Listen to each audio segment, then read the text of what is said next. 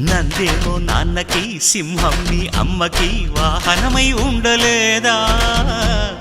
ఎలకేమో తమరికి నెమలేమో తంబికి రథమల్లే మారలేదా